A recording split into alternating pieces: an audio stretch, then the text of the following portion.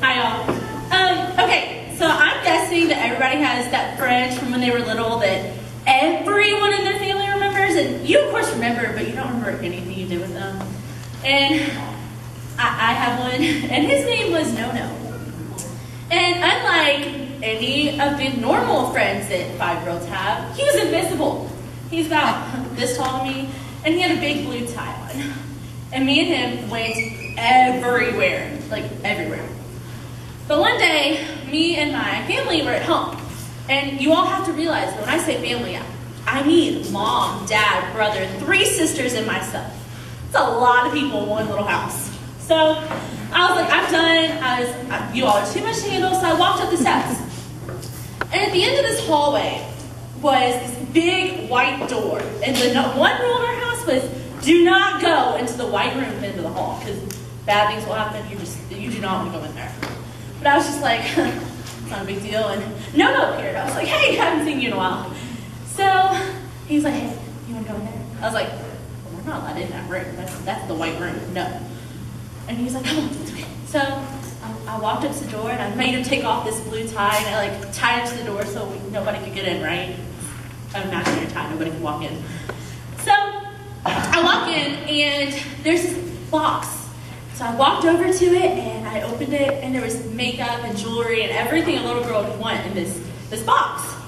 So I was like, oh my gosh, I'm so excited. So I like put on all my makeup and I put all this jewelry on, and I looked beautiful, I thought, even though my lipstick was green. So at the bottom of this box was fake nail glue and fake nails. And when I put it on, seeing as I was 5 years old, I didn't exactly get just my nails. So when I went like this, they got stuck. My hands got stuck. I was just like, doesn't look good. This isn't gonna work. And I was like, no, you have to help me. And he was gone. I was like, hey, you're cool, thanks. And then at that moment, I heard the footsteps coming up the steps. I was just like, here comes Lauren. And you see, this white room belonged to my 10 years older sister, who was 15 at the time.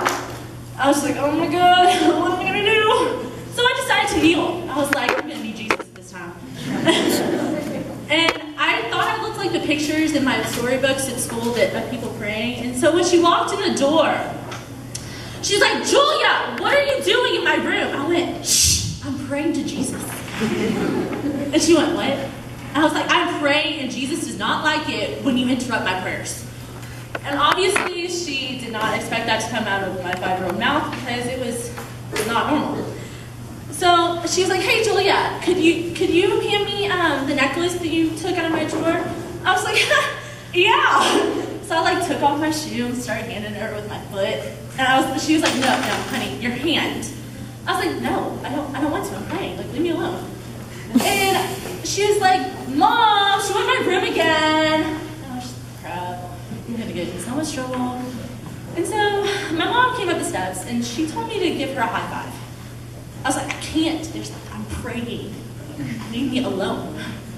And they obviously knew that my hands were stuck together because the glue was on the floor. Okay. So 3 hours later, we finally got my hands apart with nail polish remover and lots of paint. And I was sent to my room. They're like, you're not coming out there for a long time because now we have to go out here new fake nails. Okay. So I was sitting on my bed and I was rubbing my hands because they were sore a little. And No reappeared. I was like, hey. And he went, so I heard you're in some trouble. Really? I didn't know. You wouldn't know. You left me.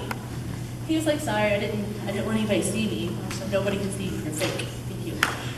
And so after that, No didn't really reappear because he like left me. So. Oh, wow.